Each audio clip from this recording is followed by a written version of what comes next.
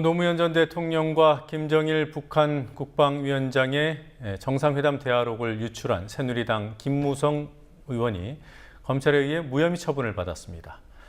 그리고 대선 당시 국정원 여직원의 소위 셀프 감금에 대해 검찰은 야당 의원들이 여직원을 감금했다는 판단을 했습니다. 주요 뉴스들 정리해 보도록 하겠습니다. 황준호 뉴스 취재팀장 나와 있습니다. 어서 오십시오. 예.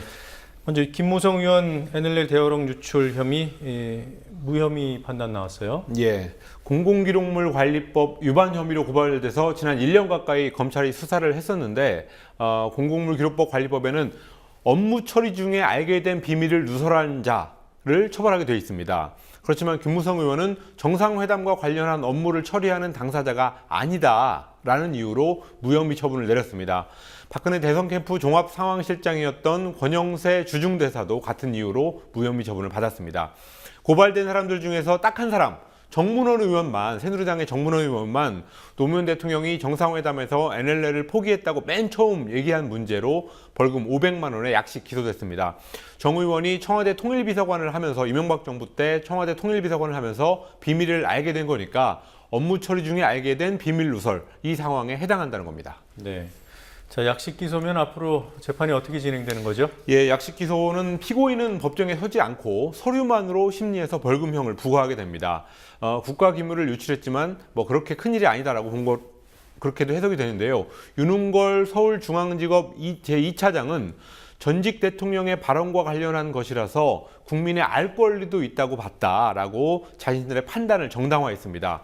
그런데 그런 논리로라면 사실 모든 정상회담 대화록을 공개해도 문제가 되지 않습니다. 예컨대 이명박 대통령이 미국 대통령한테 쇠고기 수입에 관해서 무슨 양보를 했는지, 또 한일 정상회담에서 독도에 대해서는 지금은 곤란하다, 조금만 기다려달라는 말을 실제로 했는지, 이런 것들에 대해서 국민들이 지금 굉장히 궁금해하고 있으니까 검찰의 논리대로라면 알 권리를 위해서 유출을 해야 된다는 겁니다.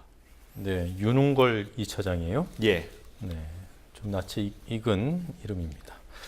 자, 정 의원만 그 정문원 전 의원만 기소가 됐다면 그 뭐 남재준 전 국정원장도 무혐의입니까? 그렇습니다. 남재준 전 원장은 작년 7월 10일에 노무현 전 대통령이 NLL을 사실상 포기했다라는 취지의 국정원 성명을 발표하게 해서 정보기관이 정치에 관여한 혐의를 가지고 고발당했습니다. 그렇지만 검찰은 성명서 내용을 허위 사실로 보기 어렵다라고 하면서 범죄 혐의가 없다고 봤습니다. 이 아주 중요한 대목입니다. 우선 국정원은 아직도 노무현 전 대통령의 NLL 발언을 NLL 포기라고 해석하고 있다는 점이 드러났습니다. 최근에 새누리당의 윤상현 의원까지도 노 대통령의 NLL 포기 발언이 없었다라고 180도 말을 바꿨는데도 불구하고 검찰은 아직도 국정원의 성명, 그러니까 NLL을 포기했다라는 성명이 허위 사실이 아니라고 본 겁니다. 네. 자, 뭐 허위 사실 여부를 떠나서요. 예. 국정원이 그런 식으로 정치에 개입해도 된다, 이걸 확인했다는 의미도 있는 것 같아요. 예, 그런 해석도 가능합니다. 정보기관이라는 곳은 허위 사실로건 아니면 뭐 진실로건 간에 어쨌든 정치에 개입해서는 안 됩니다. 그렇지만 검찰이 허위 사실이 아니라서 범죄 혐의가 없다라고 판단을 했다면 앞으로 국정원의 정치 개입에 길을 닦아줬다고 볼 수도 있는 그런 상황입니다. 네. 이 소위 셀프 감금, 예. 야당 의원들을 수사한 내용이죠. 이 부분은 어떻게 결론이 났습니까? 댓글 공작을 벌이던 국정원의 직원 김화영 씨의 오피스텔에 찾아가서 이틀 정도 대치했던 민주연합 의원 4명에 대해서 감금 혐의를 적용해서 약식 기소했습니다. 강기정 의원, 이종걸, 문병호, 김현 의원 이렇게 4사람인데요.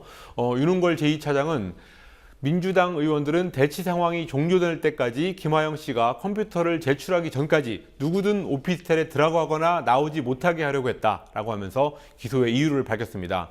김화영 씨의 출근을 막고, 그러니까 국정원으로의 출근을 막고 가족의 출입을 막기도 했다고 덧붙였습니다. 네. 그 김하영 씨 본인이 문을 열고 나오면 되는 거잖아요. 예.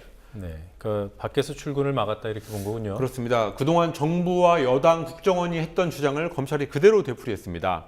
자발적으로 나올 수 있었는데도 안 나오고 그 안에서 범죄 혐의와 관련된 자료를 지우고 있었는데 그걸 가지고 감금 피해라고 할 수 있느냐, 상식에 맞지 않는 말을 검찰이 했다는 말이 오늘 많이 나왔습니다. 또 당시에는 야당 의원들 이 4사람 말고도 경찰, 또 선관위 직원 이런 사람들이 바깥에 같이 있었습니다. 그래서 검찰의 논리대로라면 선관위 직원하고 검찰들은 감금을 방조한 사람들이 되게 됐습니다.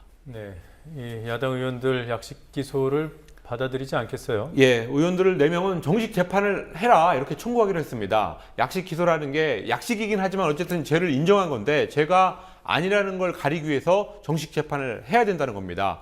그래서 오늘 따로 이 4명의 의원들이 따로 성명을 냈는데요. 황교안 법무장관과 김진태 검찰총장은 검찰 조직을 국정원 요원의 대변인 수준으로 전락시킨 책임을 지고 사퇴하라고 요구했습니다. 반면에 새누리당에서는 검찰의 판단을 존중한다고 반색하는 반응이 나왔습니다. 네. 자, 그리고 오늘 어떤 뉴스들이 있었습니까? 오늘 낮 12시 50분경에 경북 울진군 북면의 한울 1호기 핵발전소가 제어봉 낙하 문제로 가동이 중단됐습니다. 올 들어서 핵발전소가 정비 목적 외에 고장 등으로 가동을 멈춘 것은 이번이 4번째입니다. 길환영 KBS 사장이 이사회의 해임안 가결에 대해서 무효 소송을 냈습니다. 길환영 사장은 KBS 사장의 임기 보장은 공영방송의 정치적 독립성을 이루는 가장 중요한 조건이라면서 소송의 이유를 밝혔습니다. 주호영 새누리당 정책위의장이 교육감 직선제 폐지를 주장하고 나섰습니다. 여기에 대해서 야권과 시민단체들은 여당의 선거 결과 불복 행위라고 비판했습니다. 네. 자, 오늘 여기까지 듣도록 하겠습니다. 잘 들었습니다. 네.